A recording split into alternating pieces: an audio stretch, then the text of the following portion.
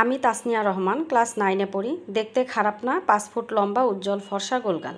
আমি সবসময় পড়ালেখায় ব্যস্ত থাকি। আমাকে অনেক ছেলেই প্রপোজ করে, কিন্তু আমি রাজি হই না, কারণ এসব আমার ভালো লাগে না। আমার বয়সে অনেক মেয়েরাই প্রেম করে, কিন্তু আমি করি না, কারণ আমি চাই এমন একজনকে ভালোবাসবো যাকে সারা জীবন এর জন্য আমার পাশে পাবো। এসব ঠুনকো ভালোবাসায় আমি বিশ্বাসী না। আমার পরিবারের সবাই বলে আমি নাকি অনেক শান্তশিষ্ট ভদ্র একটা মেয়ে। আমি মাঝে মধ্যে বিকেলে বাড়ির রাস্তায় হাঁটতে বের হই। সেদিন বুধবার ছিল, আমি হাঁটতে বের হয়েছি। হঠাৎ দেখি একটা ছেলে আমার দিকে তাকিয়ে আছে। ছেলেটা বেশ লম্বা, উজ্জ্বল ফর্সা, এক কথায় অনেক সুন্দর ছেলে। তো ছেলেটা আমার দিকে বেশ কিছুক্ষণ তাকিয়ে থেকে চলে যায়।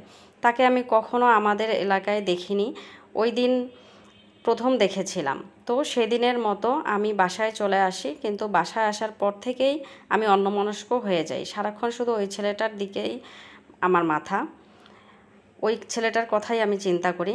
কেন জানি ওকে ভুলতে পারছিলাম না। পরের দিন আবার ঠিক ওই টাইমে বিকেলবেলায় হাঁটতে বের হয়েছিলাম ছেলেটাকে দেখার আশায়, কিন্তু তাকে পাইনি।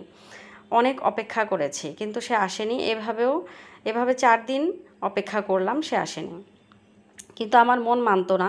আমি ঠিকই প্রতিদিন তার অপেক্ষায় থাকতাম। এই 4 দিনে আমি তার খোঁজ নেয়ার অনেক চেষ্টা করেছি, কিন্তু যেহেতু তার নাম ঠিকানা কিছুই জানি না, তাই খুঁজে পাইনি।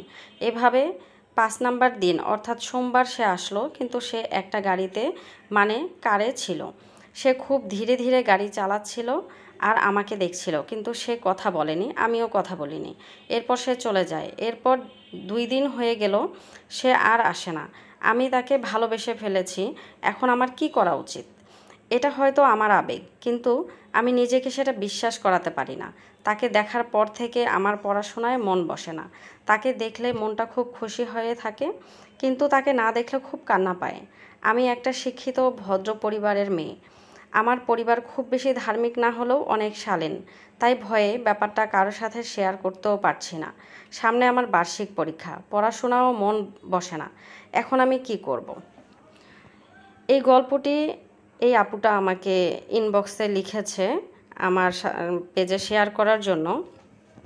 তো আমি আপনাদের সাথে শেয়ার করলাম। এখন আসলে আপনারাই বলুন আপুটার কি করা উচিত। তবে আমার মনে হচ্ছে আপুটা অনেক ছোট মানুষ, যেহেতু ক্লাস 9-এ পড়ে, এখন ওনার আবেগ কাজ করতেছে। এখন আপনারাই মন্তব্য করে জানিয়ে দিন।